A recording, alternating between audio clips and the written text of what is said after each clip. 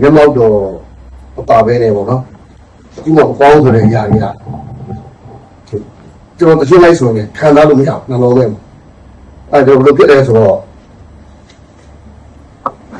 ကျွန်တော်လည်းအဲ့လိုတိုး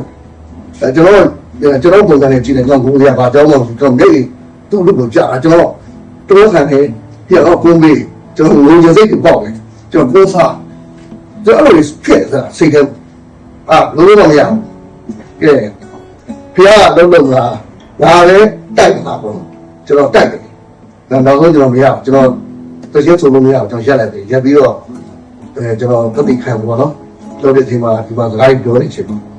ဘာဖြစ်လဲဆိုတော့ကျွန်တော်ကရောက်နေပေါ့လေကျွန်တော်ရှောက်တော့ဒါပေမဲ့ရှောက်တော့နေမယ်အဲ့လိုနေရာကြီးမှာဘယ်လောက်ပဲကျွန်တော်ပြောမိလို့ဒီဖျားကြောက်ကြောက်လိုက်ကျွန်တော်လိုဖျားနဲ့ထိတွေ့တဲ့ခံစားမှုကျွန်တော်ရဲရအဲ့ဒါကြောင့်ကျွန်တော်မိမိဝေးကျွန်တော်ဒီဖျားကြောင့်ကျွန်တော်လိုက်ကြတော့သွားတယ်ဒါပေမဲ့ကျွန်တော်ကဘုဒ္ဓဘာသာပေါ့ကျွန်တော်ပြေးရတယ်မဟုတ်ဘာမှမဟုတ်ဒါပေမဲ့ကျွန်တော်ဖျားကိုကျွန်တော်ခဏခဏထိတွေ့တဲ့အောက်ဆောင်ကျွန်တော်ခံစားကျွန်တော်လည်းဖျားနေပဲရင်သက်ပါလာတော့မသိဘူးလေအဲ့တော့ဖျားကြောင့်ဘယ်သူကလာမလားကျွန်တော်ကာခဲ့တယ်ဒါပေမဲ့ကျွန်တော်ဖျားကြောင့်ကာကျွန်တော်အမြဲတမ်းစုပ်ပြတ်တာဒါလို့စုပ်ပြတ်တဲ့ကျွန်တော်ရေချိုးနေရှိ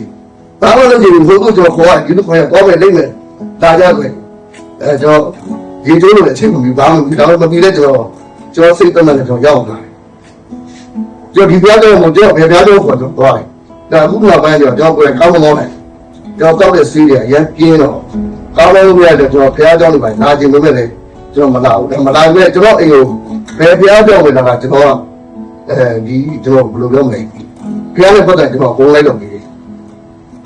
အခုကျွန်တော်ဘယ်လိုဖြစ်လဲဆိုတော့မျက်မှောက်တော့ဖျားရဲ့မျက်မှောက်တော့ရှင်းရောက်လာရင်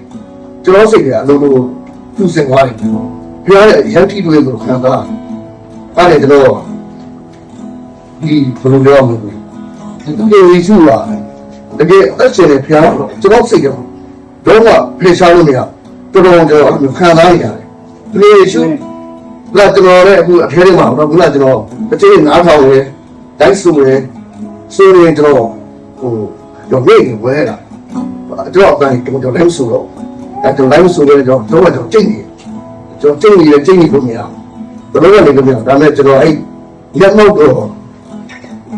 အရှိဘောကျွန်တော်တို့ပြောမယ်ဘုရားဘာသာမဟုတ်ဘူးခွင့်ရမှာမဟုတ်ဘယ်လိုဒီလိုတူပြည့်ဖျားနဲ့ထိတွေ့ကြည့်လိုက်ထိတွေ့ကြည့်လိုက်လို့ရှိရင်သူ့အလုပ်သိတာလေကျွန်တော်ကတိုင်တွန်းရတယ်လို့ကျွန်တော်ဆွေးကြတယ်လို့ဘာမှလုပ်ကြဘူးကျွန်တော်တို့လည်းဘယ်သူမှကျွန်တော်ဆွေးလို့မရဘူးကျွန်တော်ဖျားစစ်ဆွေးတယ်ကျွန်တော်ဆွေးမရကျွန်တော်စိတ်ကနေတော့ဖြစ်လာမှာကျွန်တော်စိတ်ကနေဖျားနဲ့ကျွန်တော်လည်းထိတွေ့မှာကျွန်တော်ပြောင်းလဲလာတာစိတ်ကလိုပြောင်းလဲတာကျွန်တော်ကပြောင်းလဲလို့မရဘူးအဲကျွန်တော်ဝင်ကျင်တော့လည်းကျွန်တော်သိခံလို့လေအချက်ချက်ဘာကြည့်မလို့ဒါလည်းဆိုကျွန်တော်ကြင်တော့ဖျားကတကယ်အသက်ရှင်တဲ့ဖျားဖြစ်တယ်အဲ့ဒါကိုခရစ်ယာန်လူတို့ကဘုရားဘာသာတို့လူမျိုးတိုင်းသိတယ်ဖျားသက်ရှင်တဲ့ဖျားကိုတကယ်တော့ဟုတ်ဆိုအားလုံးခေါ်ကြည့်ဖျားရဲ့လည်းလည်းစကားပြောကြည့်ကျွန်တော်လည်းပြောတာကျွန်တော်တော့တွေ့ဖျားတယ်ကျွန်တော်လည်းပြောလို့မရအဲ့လိုမျိုးကျွန်တော်တစ်ချိန်မှကျွန်တော်ပြောလို့မစိုးကျွန်တော်ခါလို့ဆိုကျွန်တော်ဆိုလို့မရဆိုလိုက်ဘယ်လိုပြောပြရဗျာကျွန်တော်တို့ကောင်းသူများပြောတော့မသိကျွန်တော်သူများတွေကျွန်တော်တို့ကောင်းလို့ခံစားသိကြကျွန်တော်တို့ကောင်းတယ်ကျွန်တော်စိုးဒီဝဲလို့ဘလူးဝဲလို့ဘာပဲလို့ကျွန်တော်ချစ်တယ်ဗျာအဲ့လိုမျိုးတွေလည်းကျွန်တော်ခံစားရတယ်အခုအဲ့မျက်မှောက်တော့ဘုရားတစ်ချိန်ကျွန်တော်နှလုံးသားတော်တော်တက်ကျွန်တော်အဲ့ဒါသိခံနေ